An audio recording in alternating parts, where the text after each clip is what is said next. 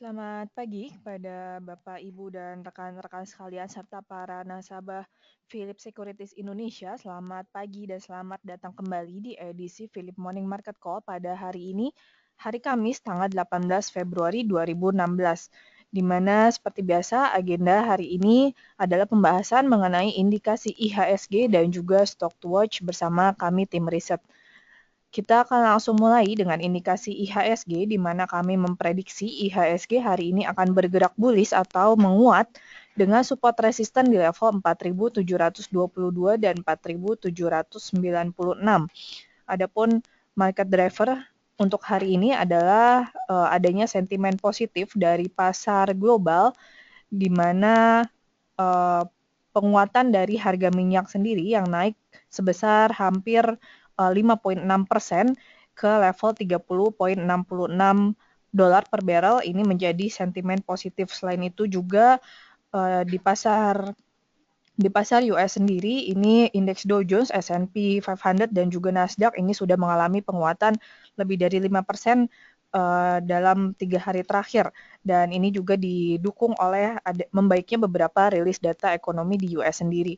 Sementara itu di dalam negeri, ini penguatan IHSG akan ditopang oleh estimasi diturunkannya kembali BI rate setelah penurunan terakhir di bulan Desember tahun lalu, di mana ini kami dari para analis sendiri ini mengekspektasi adanya penurunan BI rate sebesar 25 basis poin pada bulan ini, pada hari ini. Oke, selanjutnya kita berlanjut ke stock to watch, di mana di sini kami mencatat ada 4 saham yang dapat diperhatikan. Yang pertama adalah Waskita Karya atau Waskita yang mengalokasikan sebesar 536 miliar rupiah ini untuk anak-anak usahanya, yaitu Waskita Torut dan juga Waskita Beton Precast, di mana Waskita Torut ini dananya akan digunakan untuk mengakuisisi 60% saham dari jalan tol Pematang sampai dengan Batam, dan sementara Waskita Beton Precast ini rencananya akan digunakan untuk mengekspansi bisnis. Dan yang kedua dari saham XL Axiata yang menargetkan EBITDA margin akan mencapai di atas 30% pada tahun ini. Dan yang ketiga dari saham Telkom atau Telekomunikasi Indonesia yang sedang mempertimbangkan untuk IPO dari anak usahanya, yaitu PT Daya Mitra Telekomunikasi atau kita kenal dengan Mitratel. Dan yang terakhir dari saham TINS atau Timah, di mana untuk manajemen Timah sendiri ini cukup confident dari pihak manajemennya bahwa TINS akan mencapai revenue target atau pertumbuhan dari penjualan mereka ini sampai dengan 9% pada tahun ini. Baik, selanjutnya kami membuka sesi tanya jawab. Bagi Bapak Ibu yang memiliki pertanyaan, silakan dapat diketik di question box yang sudah tersedia.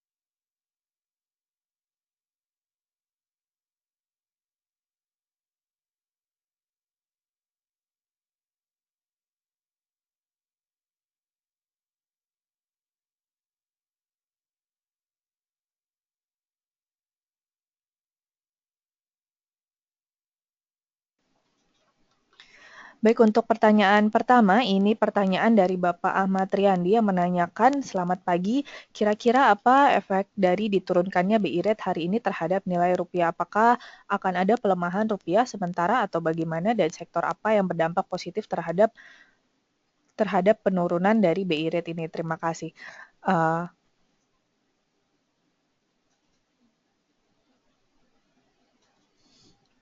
Baik, untuk BI rate sendiri memang para analis ini masih spekulasi bahwa akan diturunkan kembali sebesar 25 basis poin pada hari ini.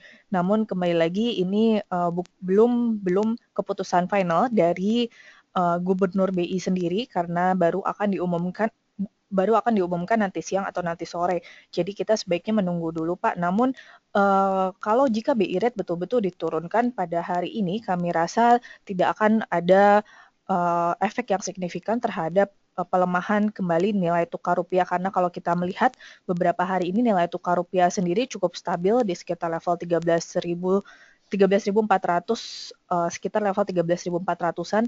Jadi justru dengan diturunkannya BI rate ini menunjukkan bahwa pemerintah dan BI sendiri ini cukup yakin tentang mengenai pertumbuhan ekonomi di Indonesia sendiri, bahwa keadaan ekonomi di Indonesia ini sudah cukup stabil sehingga BI rate ini bisa diturunkan dan tidak akan berdampak signifikan terhadap nilai tukar rupiah dan yang lainnya. Dan sementara sektor apa yang berdampak positif terhadap penurunan BI rate ini akan berdampak positif terhadap sektor perbankan dan juga sektor properti. Di sini kami melihat akan ada dampak yang positif dan kita akan lihat, namun kita kembali akan lihat lagi, sekali lagi ini masih spekulasi, jadi belum ada kepastian dari BI sendiri. Kita harus menunggu kembali, Pak. Demikian.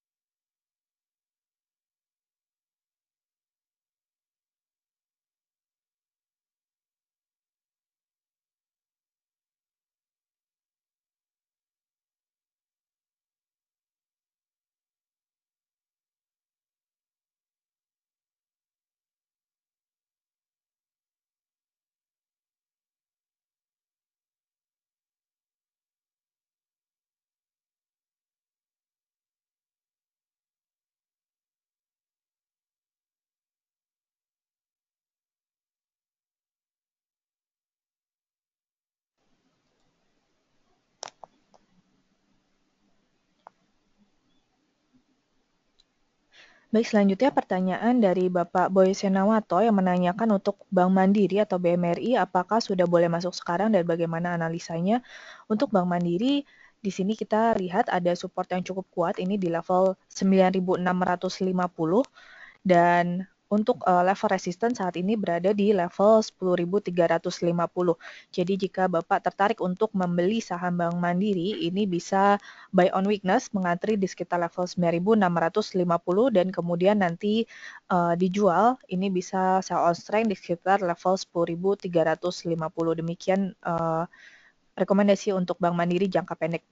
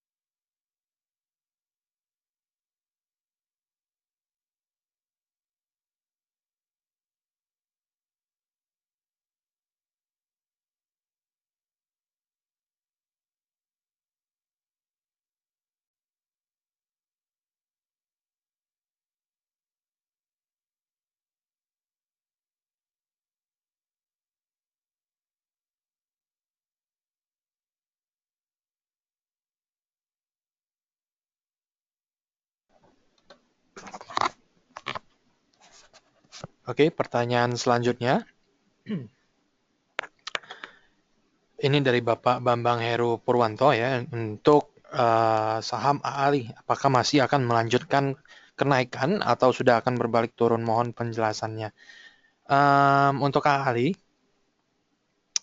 sebenarnya ini penguatan ini terjadi rata-rata di hampir semua sektor agrikultur ya, karena ada sentimen yang datang dari pemerintah bahwa mereka menyatakan siap untuk melanjutkan program biodiesel B20 ya, atau dinaikkan dari program biodiesel yang sekarang yaitu B15 menjadi B20.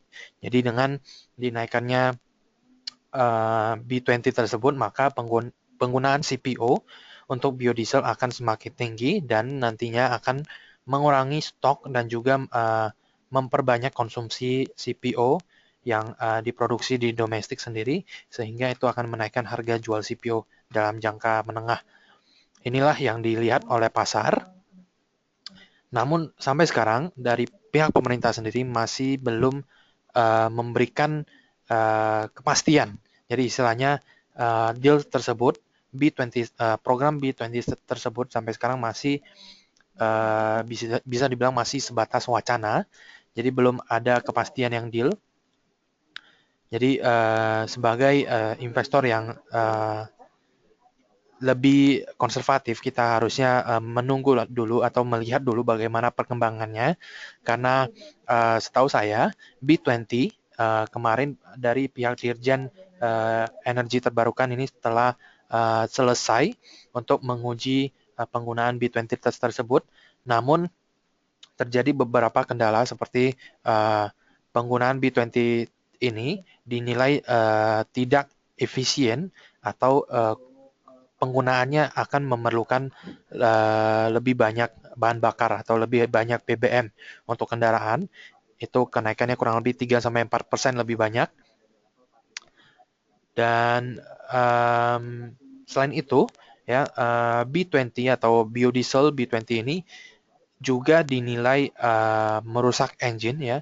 Dari hasil tes kemarin pada kilometer 7.500 terjadi kendala pada mesin. Jadi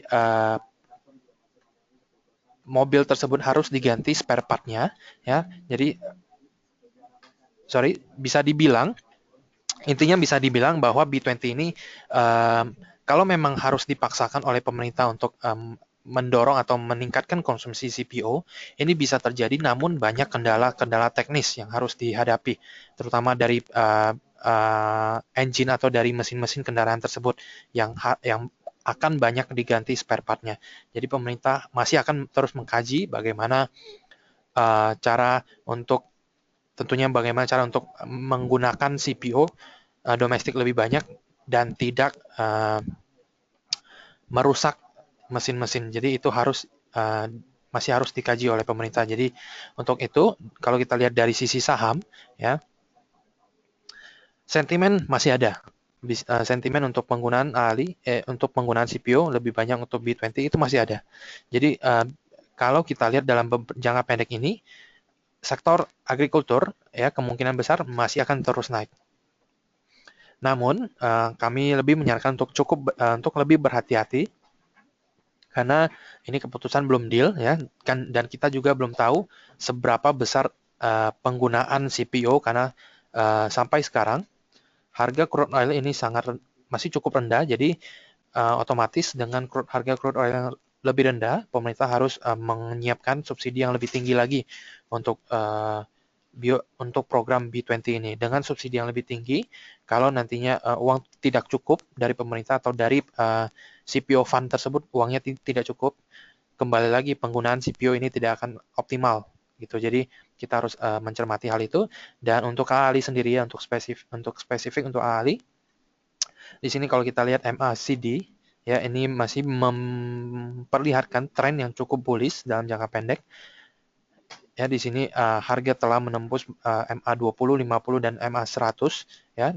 Namun di sini ahli akan menguji untuk MA200-nya di level kurang lebih 19.200 ya. Jadi ini level yang cukup krusial, dan kalau untuk jangka pendek kita melihat ada resisten di level 18.750, dan kalau kita sendiri ya, kita tidak menyarankan untuk masuk sekarang karena level harganya sudah cukup tinggi. Ya, di sini stokastik juga kelihatan sudah overbought, di zona overbought. Ya, jadi lebih berhati-hati saja atau jangan terlalu agresif. Kalau ingin masuk ya bisa dibeli di spekulasi buy di level 18.000. Namun perlu diingat ini hanya spekulasi, jadi jangan terlalu agresif begitu, Pak.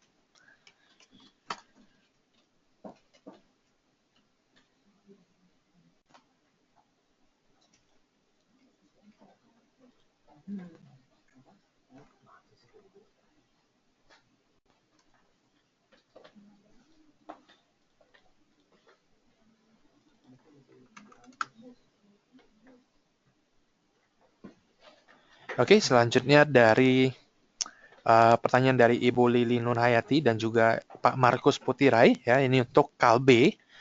Bagaimana pergerakan KALBE hari ini dan juga informasi untuk KALBE, apakah ada fundamental issue atau sedang turun saja?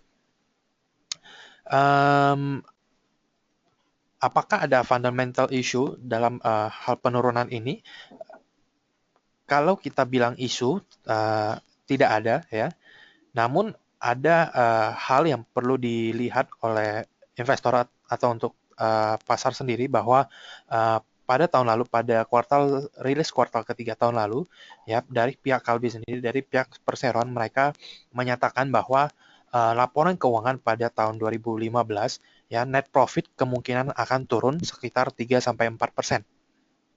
Ya, ini sudah di price in pada beberapa periode lalu, pada beberapa bulan lalu. Namun pada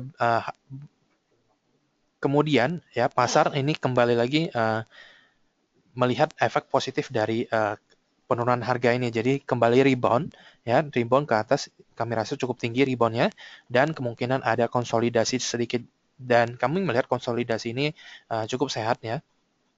Ini tidak ada isu apa-apa dari sisi fundamental.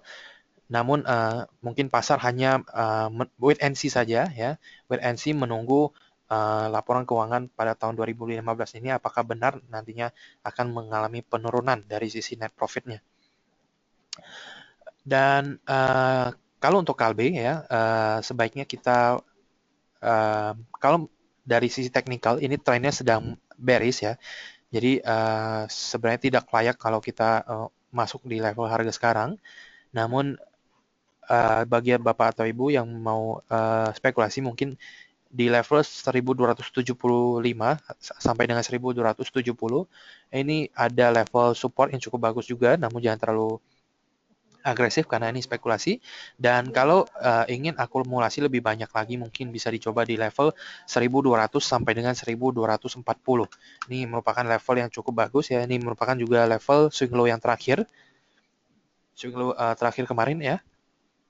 Jadi bisa dibilang level ini level cukup bagus. Begitu. Dan sedikit tambahan juga di sini stokastik ini sudah masuk di zona oversold ya. Jadi kalau ingin berspekulasi di level 1275 sampai dengan 1270 bisa dicoba. Namun untuk lebih aman lebih baik di level 1240 sampai level 1200 begitu.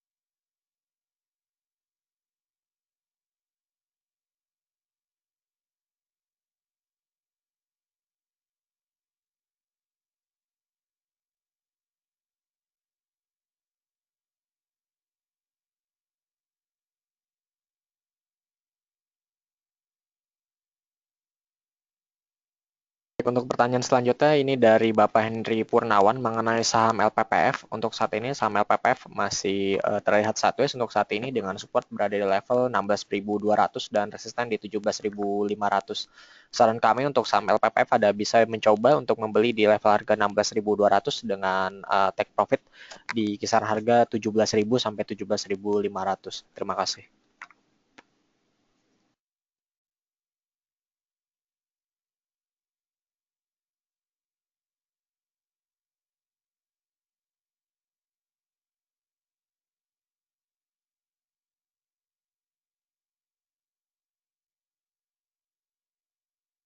Untuk selanjutnya dari pertanyaan dari Bapak David Gunawan mengenai POWON dilepas di harga berapa analisanya. Baik, untuk sementara ini resisten dari POWON adalah berada di level 500. Oleh karena itu kami menyarankan untuk lepas POWON di level harga pertama yakni di level harga Rp500 terlebih dahulu. Sambil kita mencermati atau apakah level 500 ini dapat ditembus oleh POWON atau tidak. Untuk sementara kami menargetkan untuk level harga POWON ini jualnya bisa di level Rp500. Terima kasih.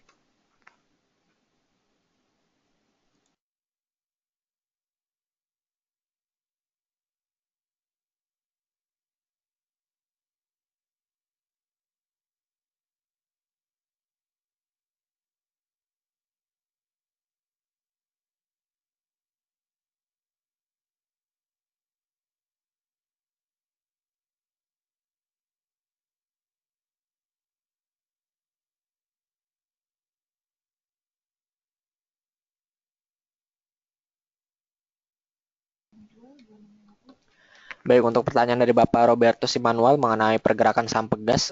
Saham Pegas saat ini bergerak sangat sideways untuk jangka pendeknya dan jangka menengah. Oleh karena itu kami belum menyarankan untuk masuk ke saham Pegas karena ranging harganya juga nampaknya cukup sedikit dari level 2.400-an sampai 2.500. Oleh karena itu tidak terlalu profitable untuk masuk ke saham Pegas untuk saat ini. Terima kasih.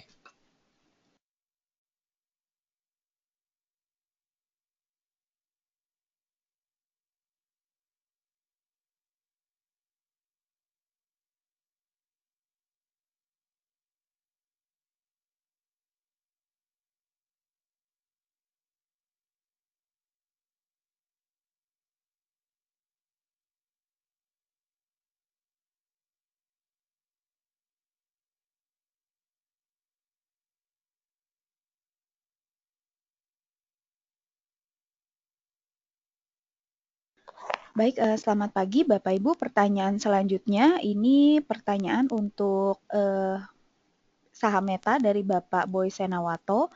Ini kemarin naik banyak, kira-kira ada berita apa? Untuk sementara ini saham Meta sendiri kami belum memperoleh informasinya. Ini untuk saham Meta karena kemarin juga ternyata memang volume cukup tinggi dan harga juga ditutup mengalami kenaikan yang signifikan, namun hingga saat ini kami belum memperoleh berita maupun rilis data dari terbaru dari Meta, demikian. Selanjutnya, ini ada pertanyaan mengenai saham SSIA.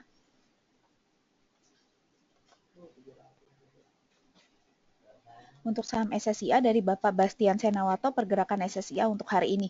Untuk SSIA sendiri ini kita lihat untuk SSIA kami perkirakan ini masih akan melanjutkan penguatannya, apalagi juga kenaikan dalam 3 hari terakhir ini didukung oleh volume yang tinggi.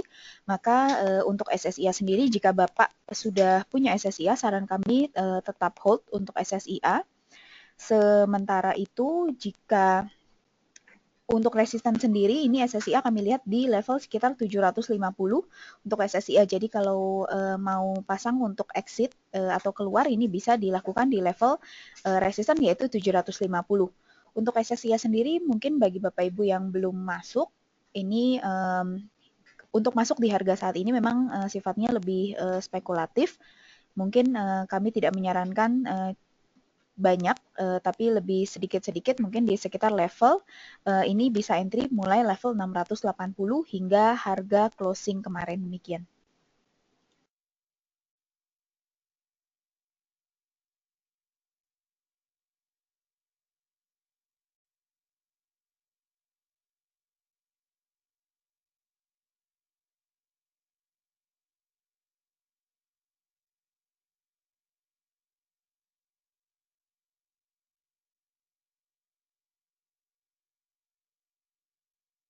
Selanjutnya pertanyaan dari Bapak Stevi Adrianto yang menanyakan untuk IPO Waskita Beton Precast kapan akan dilaksanakan dan apakah retailer bisa beli di Philip.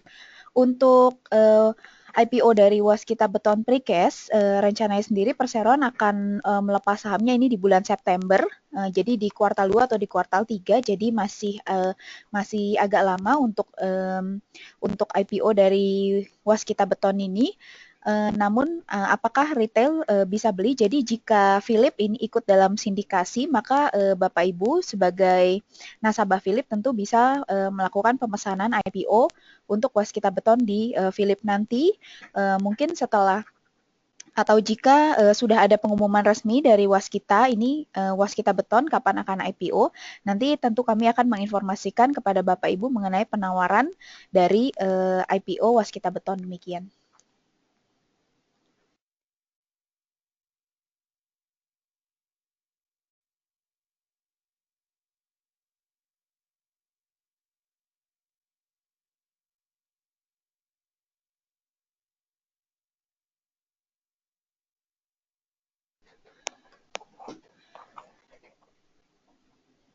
Baik, Bapak Ibu, ini ada pertanyaan selanjutnya dari Bapak Andreas Bima untuk saham SMGR. Kami mohon maaf, Pak Andreas Bima, kami tidak bisa menyampaikan rekomendasi untuk SMGR karena untuk saham SMGR sendiri sudah kami lakukan atau rekomendasi ini sudah ada di Philip Smart Trader Forum pada hari kemarin. Jadi kami tidak bisa mengulang untuk rekomendasi SMGR. Terima kasih.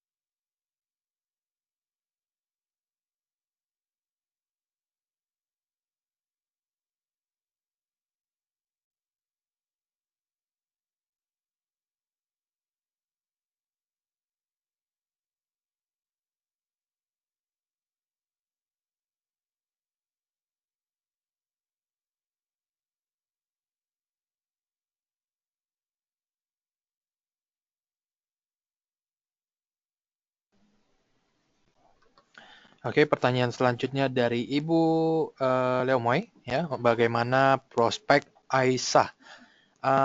Dari sisi bisnis, dari sisi fundamental, Aisyah prospeknya bisa dibilang sangat bagus, ya.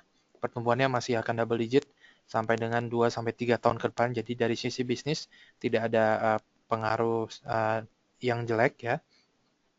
Kalau kita lihat dari technical, di sini ada level resisten di level kurang lebih 1160 ya.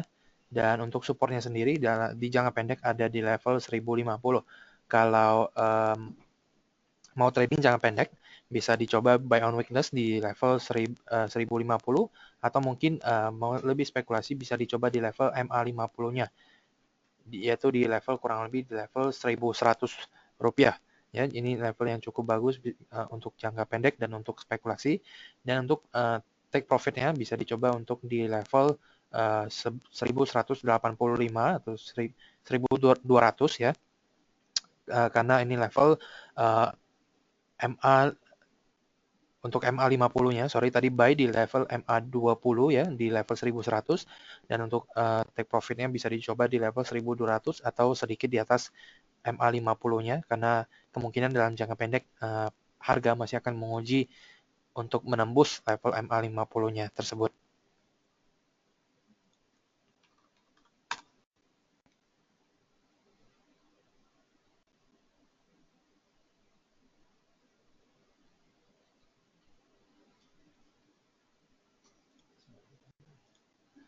Oke, mengulang juga ini untuk Bapak Bernan ya, tadi ada untuk rekomendasi Kalbe tadi sudah kita bahas, namun saya ulang saja untuk rekomendasi Kalbe ya, mungkin bisa dicoba buy di level 1270 sampai 1275 untuk jangka pendeknya.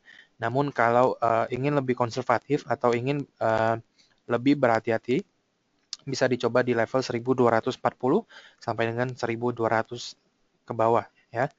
Untuk itu untuk jangka yang lebih pendek atau untuk jangka yang lebih menengah. Namun untuk spekulasi bisa dicoba di 1270 sampai dengan 1275 begitu Pak.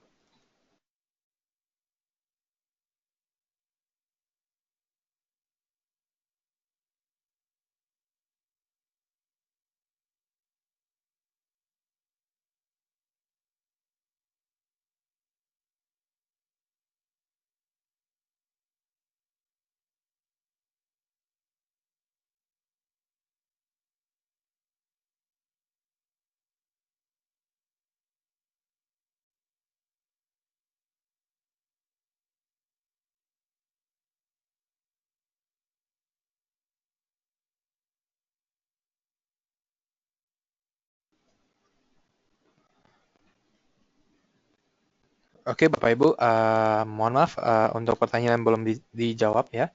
Karena kendala waktu, kita harus mengakhiri untuk sesi PMMC pada pagi ini. Ya, sekali lagi terima kasih untuk pertanyaan yang telah disampaikan. Kami mengundang Bapak Ibu untuk mengikuti lagi untuk PMMC pada esok hari Jumat pada jam yang sama di 8.30. Dan untuk pertanyaan yang belum disampaikan atau pertanyaan yang belum sempat kami jawab ya, mungkin mohon disampaikan lagi untuk besok. Terima kasih. Untuk itu selamat pagi dan happy trading.